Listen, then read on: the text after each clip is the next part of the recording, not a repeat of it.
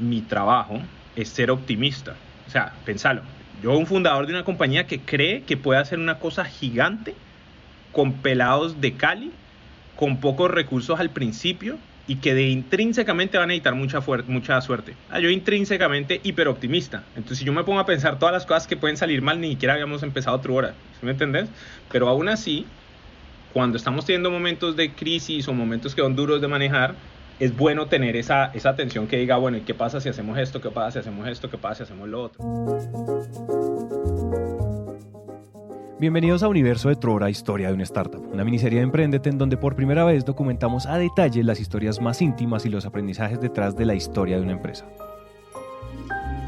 Este show es el producto de decenas de conversaciones y aprendizajes que tuvimos con los fundadores, con los primeros empleados y en general con amigos de True Hora, una empresa que busca combatir el fraude con tecnología y que no paró de sorprendernos. Producido por Naranja Media. Naranja Media. Hola a todos y bienvenidos al episodio número 12. O mejor y hasta más dramático, bienvenidos al último episodio de este podcast, por lo menos por ahora. En el episodio pasado les contamos la historia del Big Bang, que fue una gran fiesta pero también una excusa para presentarle al equipo un plan ambicioso, un plan que incluía nuevos productos, nuevos equipos, nuevas industrias y en general unas proyecciones y unas metas de crecimiento bastante ambiciosas. Esa vez que estuvimos en Colombia es importante porque nos volvimos a ver Daniel, David y yo y nos sentamos como a discutir ciertos temas, o sea, como que se medio vio cosas de estrategia en febrero, o sea, como que esto es importante porque ya habíamos hecho como el planning y estrategia en enero y en febrero principios dijimos, este es el plan de los próximos 3-6 meses y esta es la proyección y este es el número y todavía creíamos que íbamos a crecer 3x, 4x, 5x de lo que veníamos. Por eso me acuerdo, porque platicamos números, dimensión, proyecciones de nuevas cosas, como que iba muy aliado en crecimiento todavía. Luego, 2 semanas después, Daniel y yo nos volvemos a ir de viaje para Perú a una reunión con un cliente y la parte de Perú es simpática porque yo regreso de Perú y me enfermo. Me tumbó como 2 días a media reunión, por eso todo el mundo se acuerda. Y entonces ahí fue cuando David se voltea y dice como Maite tiene COVID. La verdad es que no sabemos si a Maite le dio COVID y pues Maite está bien. Eventualmente se me quita, nadie nunca supo porque no había pruebas en ese momento. Lo interesante es que la palabra COVID estaba en el lenguaje o por lo menos en los chistes de muchos. Es un momento donde era muy difícil saber las magnitudes del término. Nosotros tenemos algunos clientes en Asia y los sentíamos súper nerviosos. Estaban viviendo el estar en cuarentenados, entonces se les sentía una angustia grande en la voz. Entonces uno leía en las noticias, hay una vaina que está pasando allá en China, no sé qué, pero uno tenía llamadas y era como, más o menos, o sea, estoy haciendo un ejemplo, pero era como la paz sea contigo, sí, la paz sea contigo. No es como, uy, ok, ¿qué está pasando aquí? Esto como que hacíamos comentarios y nosotros somos muy fatalistas cuando hablamos sobre la compañía, la manera en la que levantamos capital y todo eso. Decíamos, yo usualmente hago un chiste como levantamos mucha plata por si a Trump le metían un tiro. O sea, es una forma de inventarse un escenario ahí que uno dice eso no debería pasar, pero pues si llega a pasar necesitamos que el mundo va a acabar, que estemos bien. Y cuando pensamos en los escenarios locos, decíamos, no creemos que vaya a haber nada así como particularmente grave. Yo me acuerdo el día que cerraron Italia, que dijeron vamos a hacer una cuarentena como en el norte de Italia, creo que fue después a los 2 días del otro, yo dije esto va a pasar en todo el mundo. O sea, si un país completo que tiene una necesidad de turismo como lo tiene Europa y es particular Italia, cierra una región y después el país, yo digo esto va a pasar en todas partes. Y cuando vimos que Estados Unidos estaba enredado, pues decidimos mandar a todo el mundo para la casa. Y todo pasó muy rápido. Siento que a todos nos pasó que en cuestión de que una semana, pues sí, yo decía como, ay, el COVID, que eso no va a llegar acá nunca. Y a las 2 semanas ya había estadísticas de las personas, las complicaciones que tienen, que tanto se mueren. Y pues ya uno se asusta y uno piensa en sus papás y en todo y uno dice qué miedo. Y ya dijimos, bueno, pues yo creo que la siguiente semana ya pues es coherente que ninguno venga a la oficina. Y yo dije, me acuerdo pensar, qué rabia, voy a estar 1 mes encerrada en mi casa por ahí, 1 mes. Y pues llevo 6 meses en mi casa, igual de brava, la verdad, a la primera semana, de no poder ir a nada, a salir, al gimnasio, a todo. Me acuerdo pensar, y acabo de pagarle el gimnasio, qué rabia, 1 mes sin ir. Y pues acá sigo en mi casa. Eso fue como mi primera reacción. A ver, yo llevaba como en Truora, no sé, unas 2 semanas, no, 3 semanas, no sé. Y teníamos una integración con todos los del grupo y fuimos a jugar tejo. Esa fue la última vez que yo los vi a todos.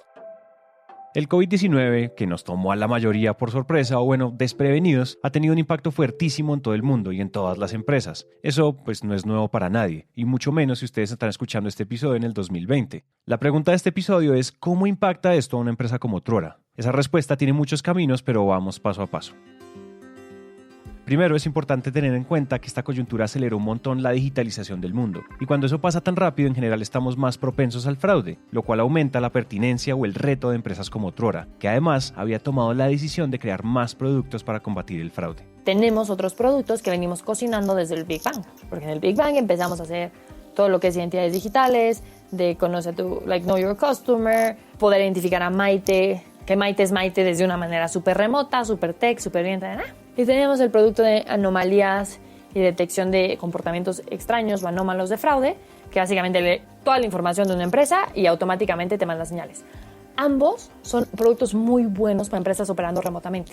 Principalmente marketplaces e-commerce vieron crecimientos como abruptos, casi del 200-230% en Latinoamérica durante este periodo, y aunque hay muchas empresas que ya tenían organizados procesos antifraude en sus plataformas, habían unas que antes tenían el problema, pero era un problema lo suficientemente chiquito para no tener que hacer nada al respecto. Mientras que ahorita que se les creció el fraude un 10, un 15, un 20% proporcional a sus ventas, pues como que ya hay que buscar más herramientas que nos ayuden a atacar eso. Sea en transacciones digitales, en ventas online, en interacción con usuarios, o sea, como cualquier cosa en la que no quieres que te hagan un robo de cuenta o de identidad. Esas dos tecnologías son maravillosas. Sin embargo, para febrero o marzo del 2020, no las teníamos ni cerca de estar listas. Lo que sí tenían funcionando muy bien eran los estudios de antecedentes, que recordemos las empresas usan principalmente para reclutar, que es justamente lo que las empresas dejaron de hacer justo cuando empezó todo. Y cuando empezábamos a hablar con los clientes y pensábamos que todavía estaba muy crudo el tema de COVID, pero ya la incertidumbre estaba a flor de piel, la gente inmediatamente empezaba a reaccionar diferente. Era como, no, yo en este momento no me quiero meter en algo así, no sé qué vaya a pasar, ya estoy viendo comportamientos diferentes en mis consumidores, en mis aliados, en mis clientes, no me atrevo a asegurarte nada. Ahí ya eran señales de red flags, digamos, de decir, ok, esto se está complicando más de lo que pensamos. Y el primer mes, ok, el segundo mes ya empieza una incertidumbre muy grande. Primero porque hay desde clientes que te llaman a decir, no te puedo pagar las facturas, ¿cierto? Dame plazos, dame temas, porque no tengo opción en este momento, a otros clientes con los que llevaban negociando 6, 8, 9 meses, las cosas iban muy bien y empiezan a enfriarse. Te dicen, en este momento no tengo el go para seguir con la negociación, en este momento no hay presupuesto, en este momento nuestro panorama cambió, entenderán que no nos podemos comprometer. También es importante recordar que en ese momento el segmento más importante de clientes de Truora eran plataformas de ride sharing o movilidad compartida, o sea, aplicaciones como Didi o como Cabify. Y pues si estamos encerrados, ¿quién se va a transportar? Si la gente no sale, la gente no va a usar ningún ride sharing company. Y eso era 70% de nuestro revenue. Acuérdense que nos hacen, la mayoría de los antecedentes que hacemos con este tipo de marketplaces es con sus contrataciones diarias. Y contratan mucho diario porque tienen mucha rotación. Y entonces lo que sabíamos en ese momento, en marzo, era uno de nuestros clientes más grandes ya había visto esta pandemia en diferentes continentes y nos había medio advertido el volumen va a caer prácticamente a cero y nuestro plan de expansión de la región está congelado. Como empresa, se te ve el 70% de tu revenue a la shit, tienes que tomar decisiones drásticas. Y siempre un poquito lo importante de pensar es decisión que no tomas también es decisión tomada. Ahí empiezan conversaciones en Founders de qué vamos a hacer. Vamos a evaluar cuánto runway tenemos. Asumamos que el revenue se va a cero porque nuestro 70% más grande frenó. Con un panorama como esos, las dinámicas del equipo se parten en dos. Por un lado, el equipo de ingeniería tiene que trabajar muchísimo. Ingeniería y producto, lo que fue en los primeros meses de COVID, trabajaron más que nunca porque teníamos que llegar a empezar a sacar estos productos de identidad digital y todo esto para poder subir el revenue. O sea, necesitamos tenerlos listos para poderlos vender y para poder rescatar la empresa. Pero por el otro, en el equipo de ventas pasaba todo lo contrario. el área comercial en particular estaba tratando de hacer todo lo posible para crecer, pero no había mucho crecimiento de ingresos de ese esfuerzo. O sea, esa labor no empujaba como queríamos. El número de reuniones se redujo significativamente porque la gente te las empezaba a cancelar, sobre todo al principio a posponer. Entonces dijimos, no, pues aquí tenemos que ponernos a ser útiles dentro de la empresa y nos empezamos a meter en todas las áreas. Éramos los fines de semana pensando, ok, hagamos estrategia de referidos, hagamos estrategia de esto para vender nuestros productos diferente por fuerza a través de nuestras redes, cómo le podemos ayudar al equipo de growth, el producto necesita manos, entonces meternos de cabeza en eso. Éramos los toderos, porque queríamos sentirnos útiles de cierta forma y ya nuestro core, que es vender, no estaba tan tangible a corto plazo. Entonces teníamos partes de la compañía que estaban siendo muy utilizadas y otra parte de la compañía que a pesar de que estaban trabajando muy duro, el retorno no era inmediato y no era obvio. Y obviamente ante esto te escriben todos tus inversionistas, ¿no?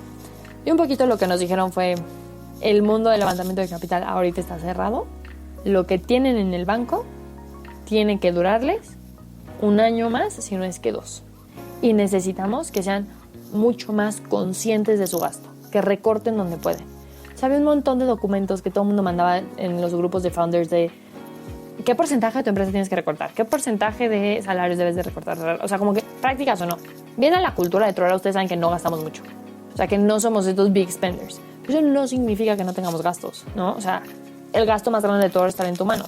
Es gente. Y empezamos a hacer como escenarios de si las cosas se van para el carajo, ¿qué sucede y qué haríamos? Vamos a planear 3 escenarios, cada uno con un detonador. El escenario optimista, el menos optimista y el súper pesimista. Y estaban todos los escenarios en la mesa, desde no hacer nada a hacer recortes de salarios de todo el equipo o solo del management team, después de todo el equipo, después hacer recortes de gente y literal pintamos cómo creíamos que íbamos a estar en ventas y cómo creíamos que íbamos a estar en todas las áreas del negocio en abril, mayo, junio y julio y viendo cómo afectaban las noticias cada rato. Lo comunicamos con el grupo de líderes y decidimos 3 cosas. La primera fue cualquier oferta que teníamos por empezar, o sea, persona que iba por empezar, se cortó la oferta. Ya no podemos guardarte la oferta, o sea, ya. Con la mano en la cintura no podíamos crecer al equipo. O sea, el equipo estaba congelado. 2, todos los que estaban en un Performance Improvement Plan, o sea, que no les había ido bien en su evaluación, que eran underperformers constantemente, se dejaron ir. Eran poquitos, pero se dejaron ir. Y el tercero fue, tenemos que ser súper realistas de cuál va a ser como nuestra línea de revenue en la cual vamos a tomar decisiones más drásticas. Y yo hablaba con parte del management team y aquí es cuando uno se da cuenta que uno como fundador tiene asimetría de información. Es porque hablaban de compañías grandes marketplaces americanos y me decían, no, mis amigos están bien porque tuvieron una llamada con los CEOs y el CEO les dijo que no se preocupen, que no vamos a hacer recortes. Yo decía, viejo, eso no es cierto. O sea, no va a pasar nada. Eso no es cierto. Equipo fundador que esté en esta situación está armando planes todos los que te puedas imaginar. Y cuando se habla con un equipo grande y se les dice no estamos considerando estas opciones, es para darles calma, pero no es porque no las estén considerando. Y obviamente pasaban 2 meses y había recortes gigantescos de uno de los gringos, o el otro de los gringos, el otro de los gringos, y yo miraba a mi equipo y les decía, ¿viste? Es que es obvio, y para uno es obvio porque uno está sentado de este lado pensando esas decisiones. En estos meses de cuarentena ha habido muchas narrativas y una de ellas sugiere que hay 2 tipos de empresas, las que despiden a los empleados, que son como si fueran las malas, o las que no, que son como las buenas. Y la verdad es que el mundo no es tan sencillo, pero bueno, sin meternos en ese callejón sin salida, sí hay una realidad y es que todas, por lo menos una vez, lo consideraron. Y al considerarlo tenían otra decisión que tomar y es cómo comunicarle eso al equipo. Eso para Truora ponía a prueba uno de sus valores, que es la confianza, porque confianza es transparencia. Uno tiene unos valores y uno dice nosotros somos así. Y toda persona hace lo correcto cuando no duele o cuando no tiene riesgo, ¿sí o no? Pero cuando uno está puesto a prueba, ahí es donde esos valores se ponen a prueba. Entonces el de nosotros uno era la transparencia y el otro el straight talk. Y la transparencia era ahí. Estamos en una crisis mundial. Esto puede afectarnos el revenue de manera significativa, puede que sí, puede que no. Y si nos llega a afectar el revenue, esto puede tener unas implicaciones altas.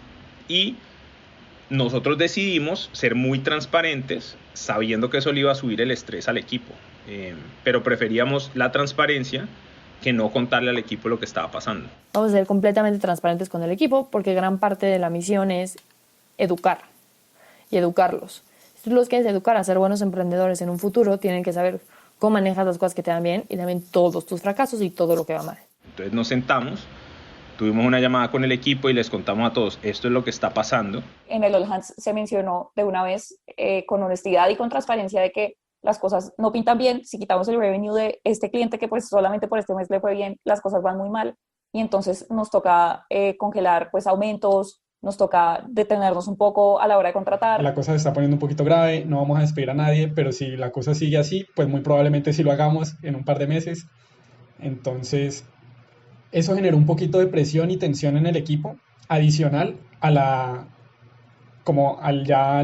el estrés personal de estar encerrado en la casa y no poder salir. Y si alguien hace un contraargumento y me dice, pero ¿para qué le generas estrés a la gente si no pueden controlarlo? Y para nosotros siempre ha sido, es mejor saber. Yo prefiero saber. Uy, te dicen a vos, te va a coger un carro en una semana, ¿preferís saber o no? Yo prefiero saber. Y mis cofundadores prefieren saber, entonces nosotros manejamos la empresa así. Así genere más estrés y sepamos que genera más infelicidad. Sí, prefiero saber. También les decíamos, no vamos a hacer nada en los próximos 60 días. Ya tenemos suficiente caja, tomamos las decisiones buenas para estar sólidos financieramente, entonces nada va a pasar en los próximos 60 días. Aquí cualquiera de ustedes podría pensar, hey, un momento, pero si Trora levantó capital hace nada, pues ellos tienen con qué aguantar estos meses. De nuevo, estas decisiones son mucho más complejas de lo que parecen. Lo que no te dicen los fundadores, pero que te lo diga, o sea, escúchame yo cuando te digo, si a mí me quedan 4 meses de vida y para extenderla a 4 meses más, o sea, tener 8, me toca sacar a la mitad del equipo, con el dolor del alma y lágrimas y todo lo que te imaginas, uno saca a la mitad del equipo. Lo que nosotros hicimos fue ponernos en una posición económica tan fuerte que poder dilatar esas decisiones difíciles. Pero por ejemplo, yo le decía al equipo, mira, nosotros tenemos más de $2,5 millones en el banco, que era como lo que tenemos ahí, y estamos quemando, yo qué sé, $50,000, $60,000. Nosotros perfectamente podemos vivir 2 años sin vender un peso más y podríamos no sacar a nadie o no moverle salario a nadie. Perfectamente podríamos hacer eso. Yo les decía, vos sabes que inversionista a nosotros nos va a dar un peso si en la crisis más grande del mundo nosotros lo que hicimos fue que no crecimos nada, sino que decrecimos y mantuvimos el equipo todo perfecto, igualito como venía, así no estuviera dando retorno. No vuelve a dar un peso a nadie más nunca en la vida, porque eso significa que nosotros somos unos muy malos administradores de recursos. Entonces, no solo les explicábamos en dónde estábamos parados, sino porque algunas decisiones eran buenas o malas para el largo plazo de la compañía. Obviamente esas son conversaciones de 1 hora con otra hora de preguntas y mucho nerviosismo, pero era mejor, según nosotros, tener esa conversación. Y ahí empezó un chiste que es cómo resumíamos nosotros toda esa información en una sola pregunta. Y en todos los All Hands, al final de la pregunta era, Daniel, ¿cómo va el pulso? Porque yo les decía, vea, estamos en esta situación, estamos creciendo así, está pasando esto, pero míreme el pulso. Y cuando yo le mostraba el pulso, le mostraba la mano, todo el mundo estaba tranquilo. Entonces ya al final del All Hand hablábamos y Daniel, ¿cómo va el pulso? Y yo digo, bien o muy mal. Y con esto de la cuarentena vimos más de una vez que me está temblando el pulso y eso nos preocupaba como a todos. Pero sí, la verdad puso muy a prueba también pues la confianza que les teníamos como al equipo y a la compañía de que sabíamos que iba a salir. Lo que dice Carlos, yo tampoco sentí nunca como que de esta no salimos. No sabía si íbamos a salir enteros, si íbamos a salir con medios sueldos, si íbamos a salir, pero salíamos. Y la verdad es que salieron, porque hay algo que no les hemos contado y es que mientras los ingresos por plataformas de movilidad bajaron prácticamente a ceros, otras industrias como los domicilios empieza a crecer y nos salva el revenue, o sea, pero nos lo salva. Porque obviamente de repente cuando ponen cuarentenas en todos los países, los únicos que pueden salir son los domicilios. Entonces eso crece. Entonces no, al final Trora no sacó a nadie, pero era una decisión que semana a semana se revisaba. 5 de los 6 meses que pasaron durante COVID, de hecho crecimos, pero teníamos una concentración de revenue muy alta de unos pocos. Y cada que teníamos un All Hands, yo me sentía como Pedrito y el Lobo, porque les decía, va a haber un problema grave, estamos teniendo problemas, hay unos lados donde está cayendo mucho los ingresos, ojo, porque entonces uno les dice, ojo con esto, pero los números van para otro lado. Sí, ¿me entendés? Y era por concentración de ingresos. Aquí queremos ser claros con algo, y es que sí, los ingresos de Truora crecieron, pero comenzaron a depender mucho de un solo sector, que es el de domicilios, y eso no es sano. Esto lo explica muy bien Daniel. Dos extremos. Supongamos que vos sos una empresa que tiene 3 contratos y que cada contrato te da $1 millón. Llega a perder un contrato de esos grandes y se te caen los ingresos 1/3. Se te llega a caer 2 contratos de esos grandes y se te caen los ingresos 2/3, una tragedia. Supongamos que vos tenés 100,000 clientes y cada uno de esos clientes te da $3, ¿qué? $30 para que te dé los mismos 3 millones. Pues para perder un mundo de clientes es muy difícil. Entonces, si vos llegas a tener una situación donde el revenue que tenés es muy alto de unos clientes poquitos, pues entonces estás en una situación incómoda. A nosotros, ¿qué nos pasaba? Ride sharing bajaba muchísimo, pero food delivery, o sea, la venta de comida, subía muchísimo. Entonces, a nosotros food delivery nos estaba dando un mundo de trabajo, pero ride sharing estaba bajando como un demonio y eso es incómodo. Porque entonces, si llegaba a haber una caída por algún motivo de food delivery, te pongo un ejemplo. En Perú, la cuarentena no permitió que se entregara a domicilio. Listo, tenemos una sola venta en Perú. En Colombia, en Brasil, en México y en Chile sí, entonces el domicilio va bien. Entonces nosotros decíamos literal, ok, cierren los domicilios en todo Latam, nos llevó el putas ese mes y lo que dure, y no sabemos cuánto dura. ¿Sí me explico? Entonces sí había un riesgo muy alto de concentración de ingresos. De igual manera, esta concentración de ingresos ha comenzado a bajar, y eso es por 2 razones. Por un lado, la economía se está reactivando poco a poco, y por otro, Truora ha comenzado a lanzar algunos de los nuevos productos que hemos mencionado. Para darles un ejemplo, la semana pasada lanzaron algo así como una Liga Latinoamericana de Empresas contra el Fraude, donde además estaban lanzando Signals, uno de sus productos. ¿Y qué pasa con el tema de fraude? Que es que no es un tema necesariamente de competencia, ¿cierto? O sea, 2 marketplaces no deberían ser celosos de cómo combaten el fraude, es un tema simplemente de cooperación. Si vos como usuario vas a comprar un producto en un e-commerce X y resulta que no te llegó, o te llegó una transacción de $200, ¿cierto? Por medio de un e-commerce. Vos no solo perdés credibilidad en ese e-commerce, sino que perdés credibilidad en los e-commerce en general. Entonces acá lo que hay que hacer es, hay muchas personas que tienen un conocimiento supremamente valioso sobre fraude y no hay un canal que les permita contarle a otros líderes cómo luchar contra eso. Lo que nosotros hicimos con el evento fue básicamente reunir a todos esos líderes, ahí sí desde México hasta la Patagonia, para que se sentaran a hablar de estos temas y estuvieron compartiendo sus conocimientos, no solo de cómo está el panorama, también de cómo el COVID nos ha afectado pues, los temas de fraude y cómo ha disparado pues, todos los indicadores que se tenían antes. Y el segundo objetivo, más allá de esa contextualización, era crear comunidad. El fraude se soluciona cuando todos los buenos trabajan de manera concertada y se ponen de acuerdo para atacar a los malos, ¿sí me entendés? Si lo pensás como un partido de fútbol, aquí están todos estos organizados y están los malos y los buenos no están organizados y no tienen técnico.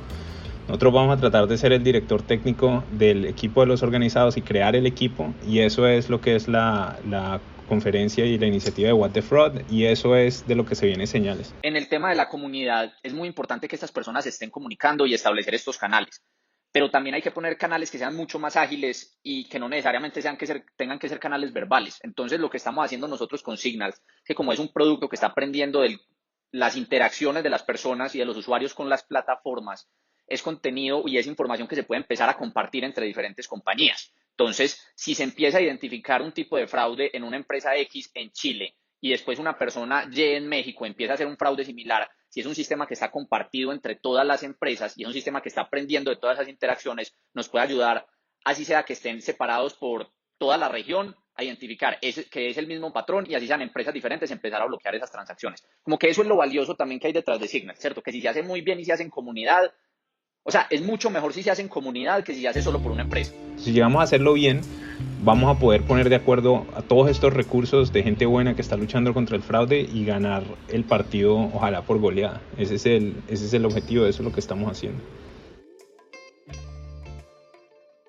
Hasta este punto les hemos contado todas las discusiones estratégicas y de comunicación que enfrentó Truora durante esta coyuntura. Sin embargo, como si no fuera suficiente, hay otra historia.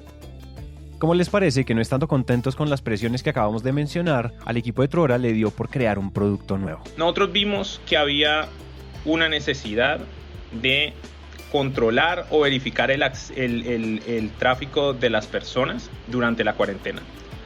porque había unas personas que podían salir a trabajar y otras que no, y unas que podían estar en la calle y otras que no. Y se hicieron cualquier cantidad de soluciones como muy sofisticadas donde les miraban GPS a las personas y algo así como bien enredado, pero había problemas de identificación.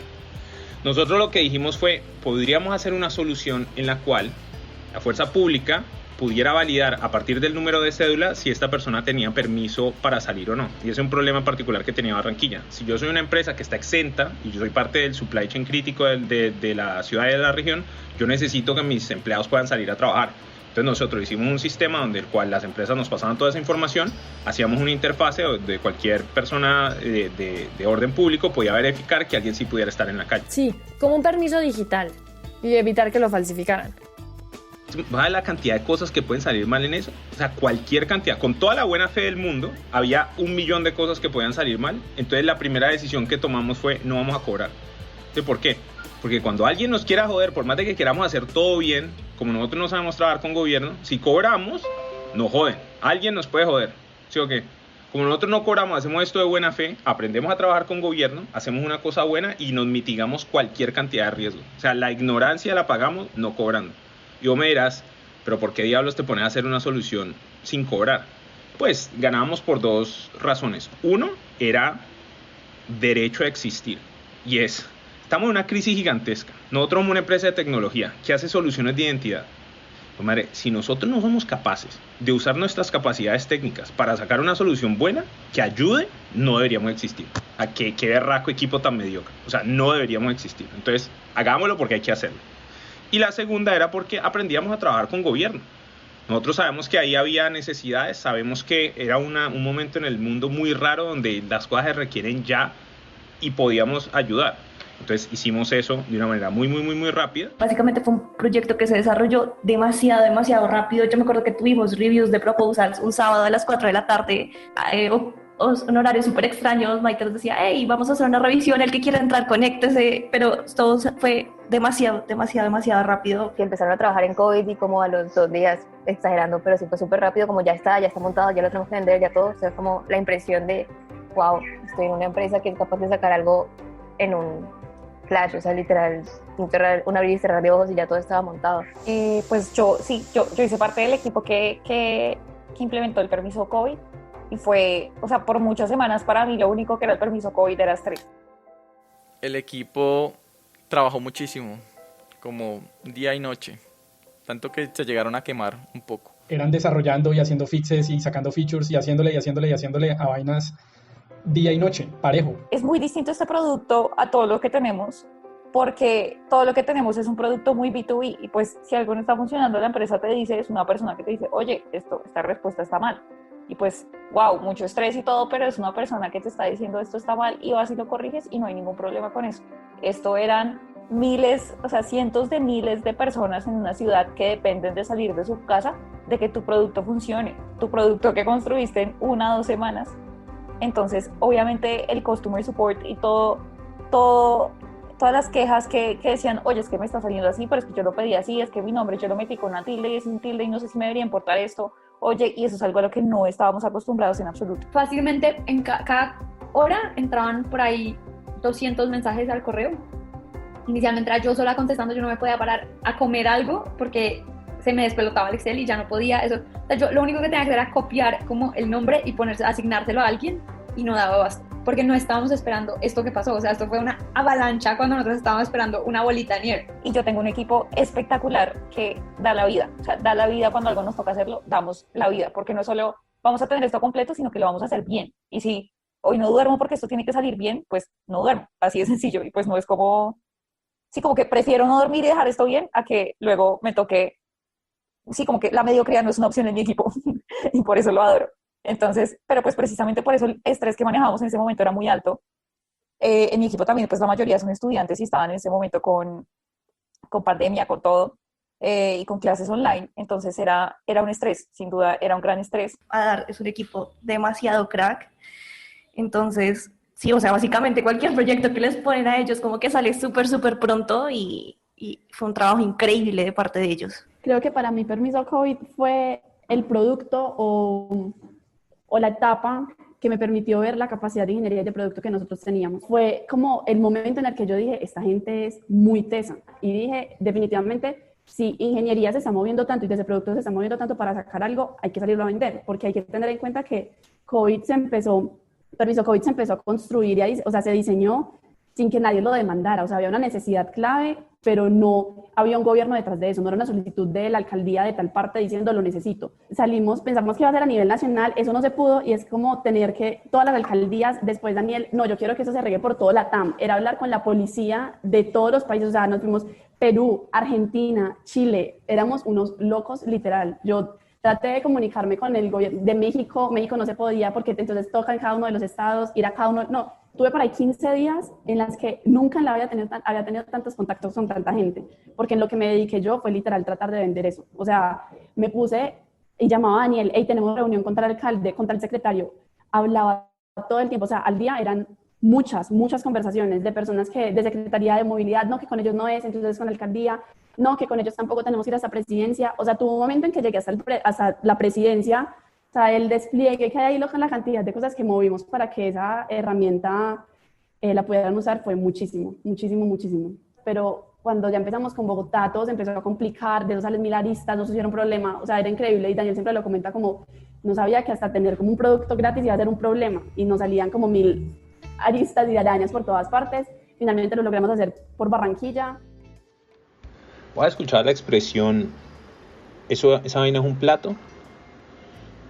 ¿No? Una expresión creo que es costeña. Bueno, contratar con gobierno es un plato. Aprendimos mucho. Aprendimos que cuando uno ofrece un software sin costo, genera más preocupaciones y suspicacias, porque es como difícil entender cuál es el beneficio. Entonces nos enfrentamos a situaciones donde explicábamos que estábamos ofreciendo una solución sin costo porque queríamos ayudar a la comunidad y no nos creían. O sea, literal, una vez me senté con un abogado y me decía, pero es que yo necesito que me cobre algo para poderle yo después quitar a usted algo si las cosas no funcionan bien. Era una de las justificaciones. Solamente si llegábamos a hacer demasiados cambios o nos pedían mucha vaina, nosotros cobraríamos, pero en general lo hacíamos sin costo. Y una historia muy chistosa fue una vez que estábamos hablando con unos abogados, no puedo mencionar la ciudad, pero no era Barranquilla, y el señor decía, usted me tiene que cobrar algo, y si no me cobra algo, no podemos hacer este contrato. Y yo estaba como, bueno, pongo un número ahí de $0 a $100,000 y cobre lo que usted quiera, pero pues yo no tengo interés. Y el señor nada más me miraba con cara de que yo estaba loco, y yo lo miraba a él con cara de que él estaba loco, y era que no nos entendíamos. Obviamente nosotros tenemos un beneficio gigantesco de hacer esto, el orgullo que le da al equipo, el tener un track record, o sea, una experiencia trabajando con gobiernos. En Barranquilla, por ejemplo, acaba de hacer una charla para una universidad y les pregunté si saben qué es Truora, y había 25 pelados y los 25 pelados sabían que era Truora. Sé que en Barranquilla la mayoría de mis amigos y familiares son de allá. Entonces al principio yo decía como no, trabajo en Truora, y recuerdo muy bien a mi papá diciéndome como ten cuidado, es una empresa fantasma, no conozco, nadie la conoce. Y ahora como digo, no, trabajo en Truora, y es como, ay, es la empresa del permiso de circulación, ¿verdad? Entonces es como, wow, sí esa, hacemos más cosas, pero sí esa. Es como el hecho de que al final todo eso de trasnochada y todas las malas noches que pasaron, lo dice Margarita, pues llevó al punto de decir como ayudamos muchísimo, y aparte tenemos ya un nombre, al menos en algunas ciudades, y puede irse expandiendo. Ojalá hubiéramos logrado eso en toda Latam y no solo en una ciudad, pero eso es muy valioso, mucho más valioso que cualquier dinero que nos fueran a pagar, y mucho más valioso que el riesgo a todo el escrutinio que viene cuando uno trabaja con el Estado, porque hacen bien su trabajo, los controles, y averiguan y preguntan y no sé qué. Entonces es un dolor de cabeza, pero hay que hacerlo porque estamos para ayudar. Yo espero que en los próximos años Truora tenga muchos contratos con gobierno, pero vamos a haber sacado callos, porque vamos a tener que aprender cómo trabajan ellos y no tanto enseñarles cómo trabajamos nosotros, porque es muy lento. Una de las cosas interesantes sobre la coyuntura del COVID-19 es su complejidad. Ya hemos hablado entonces de cómo afectó la estrategia, y ya hemos hablado de cómo a partir de ahí nació un producto nuevo lleno de aprendizajes. Sin embargo, a esta historia le falta un tema. Nosotros le estamos agregando estrés a la compañía en ese momento. Y estamos generando incertidumbre porque lo tenemos que manejar con transparencia completa. Las personas tienen ansiedad, tienen familiares que están enfermos, conocidos que están enfermos, le empieza a dar COVID. Un momento donde nosotros teníamos de 88 personas con COVID en la compañía. O sea, todos esos estreses los estábamos manejando y duros. Y al mismo tiempo estábamos trabajando muy, muy fuerte y estábamos encerrados. El estar encerrado, ahora todo el mundo entiende que no es una forma natural del ser humano, porque todos nosotros hemos sufrido ese encierro. Sí, para todo el mundo ha sido muy difícil el encierro. Ya empiezan a haber problemas de ansiedad, entonces ya empieza a haber el síndrome del quemado, que ya uno empieza a no a disfrutar lo que hacía antes y a tener un montón de problemas, también depresión y ese tipo de cosas. Lo hemos visto mucho en el equipo. Ya que se volvió esto el nuevo normal, la parte de salud mental se vuelve absolutamente crítica. Siento que el principio para mí fue muy difícil, porque yo te lo juro que todos los días me levanto emocionada de ir a la oficina porque tengo mis amigos en la oficina, porque me encanta trabajar y porque comerme el almuerzo es como el mejor parte de mi día. Entonces, como salir, poderme tomar un café con alguien o simplemente voltearme y que yo le digo a Lau, estoy estresada y te cuento por tal cosa, a yo estar todo el día en mi cuarto encerrada, a mí me dio durísimo, como incluso creo que la primera semana fue la que peor duro me dio por la negación de que me tocara estar encerrada todo el día en la casa. Encerrados, trabajando con otro ritmo, con otra presión y bajo la falsa expectativa de que voy a salir en 15 días. Y luego el presidente dice, pues no, otros 15. Y entonces te vuelven y te generan esa falsa expectativa hasta que ya pues le dejas de creer y decir, no, a lo bien, esto está horrible, nos vamos a ir hasta diciembre, ¿qué voy a hacer? Depresión. Y eso hace además que uno trabaje mucho más, porque pues como ya no estoy yendo de un sitio para otro y pues de hecho hay momentos muertos donde no tengo nada que hacer, digo, no, pues aprovecho y termino esto, le dedico más tiempo a esto, ya son las 11 de la noche, pero pues que pues igual mañana no me toca levantarme a nada. Entonces creo que el principio para mí fue una desorganización completa de mi rutina, de mi horario, de mis relaciones en general que tenía con las personas. Estaba estudiando, yendo clases y al mismo tiempo trabajando y al mismo tiempo con mis papás o mis abuelos diciéndome como, pero haz esto, pero ¿por qué no me contestas? ¿Pero por qué pasas en el computador 24/7? Y yo como estudio, trabajo, luego tengo que hacer tareas, luego tengo que terminar mi tesis. Eso fue un tema que más o menos a mitad de abril se empezó a notar fuerte. Y ahí es donde también desde el equipo de Founders empezar a comunicar súper bien, pues que si necesitan hablar, que si necesitan tiempo. Yo tuve, o sea, la época de COVID, de inicio de COVID, cuando lanzamos el producto, un trabajo muy, muy duro. Y yo me metí en varias cosas, como iniciativas personales para ayudar como en Armenia, como a las personas que se estaban quedando sin trabajo por toda la contingencia. Entonces trabajaba de domingo a domingo y duré así varias semanas, varios meses, hasta que llegó un momento en que yo un lunes me desperté, no podía, o sea, tuve un problema y dije, no puedo, yo no estoy bien. Llamé a Daniel y le dije, Daniel, estoy demasiado abrumada, no puedo seguir, pues no tengo la capacidad de seguir trabajando en este momento. Y me dijo, tómate el tiempo que necesites. Y creo que ahí fue, pues como que el CEO de la empresa, porque al final pues él es como mi jefe directo, entienda por lo que está pasando uno, que no es un momento fácil, que estamos en medio de una pandemia, que uno también tiene problemas personales, que el trabajo también, la cantidad de trabajo lo agobia a uno, y decirle como que o sea, salte una semana, estás off una semana y sigue. Entonces, en todo el tema de salud mental, Trubora creo que nos ha respetado muchísimo eso y es bueno tener como ese apoyo, porque al final la relación laboral, uno siente como que no, eso es imposible que lo podamos tener, pero esos espacios existen en Trubora y es bueno contar con eso, pues que podamos contar con eso. A nivel de la compañía empezaron a salir como iniciativas bastante chéveres, como no de trabajo, entonces nos inventamos los chills, entonces nos reuníamos, era como a comer algo cada uno en su casa, o a jugar Pictionary, por ejemplo, online, o nos poníamos a hablar, o hacíamos una reunión para contarnos cosas, anécdotas. Empezamos a hacer ahorita recientemente como ejercicios, empezamos a hacer charlas de vamos a tomarnos una cerveza. Empezamos a hacer clases de cocina, entonces alguien planeaba la clase y avisaba una semana antes como estos son los ingredientes que necesitan, la gente los compraba, nos conectábamos todos por Zoom y pues cocinábamos todos. Entonces hemos cocinado pancakes, hemos cocinado galletas, hemos cocinado postre de limón, hemos tenido, digamos, esa parte. Otro muy divertido que hicimos fue el Baby Face Challenge, que básicamente lo que hicimos fue que cogimos fotos de todos los del equipo que quisieron enviarla, de cuando eran chiquitos, pero no se las podían mostrar a nadie, solo me las podían mostrar a mí. Y lo que hicimos fue en un Zoom con unas encuestas, la gente tenía que ganar quién era quién. Esa actividad fue muy chévere. Salieron iniciativas de public speaking, o sea, como espacios para desestresarnos, pero de cierta manera poder compartir. O a veces simplemente reuniones de, hey, vamos a tomar cerveza y hablar un rato. Entonces, eso me parece que fue muy chévere. nada, me parece que ha sido muy valioso que hemos sido varias personas que hemos buscado diferentes espacios para unirnos, para hacer algo distinto, porque es súper importante uno agendarse literal una hora de no voy a trabajar, voy a hacer otra cosa, voy a hacer algo que me va a construir mi salud mental y mi relación con las otras personas aparte de la laboral. Nosotros hemos pasado el último mes sintiéndonos muy afortunados. La compañía ha crecido. Nosotros somos el doble de grande de lo que éramos, un poquito más del doble en esta época del año pasado. Y tenemos perspectivas muy buenas. Estamos tan afortunados como te podrías imaginar. El COVID nos dio un pánico que no te puedes imaginar, pero lo pasamos bien y ahorita estamos muy bien posicionados. Pero si vos me preguntás qué es lo que me preocupa la salud mental del equipo. Y muchísimo. Es un equipo demasiado pelado que trabaja muy duro, y tenerlos bien y tranquilos y contentos a punta de encierros y con gente enferma en sus alrededores, eso es un gallo. Y no es un problema único, porque todo el mundo está viviendo eso, pero nosotros sí somos responsables por 80 y tantas personas. Y entonces más vale que hagamos un buen trabajo, porque si no, pues la cagamos. ¿Y qué clase de líder va a ser uno si cuando está en crisis no es capaz de ponerse la 10? Entonces eso sí nos cuesta y nos pesa, y es lo que pensamos. Y ahorita que te cuelgue vamos a tener una reunión de founders donde vamos a hablar 1 hora solo de esto, porque es bien importante. Con esto llegamos al final de este podcast.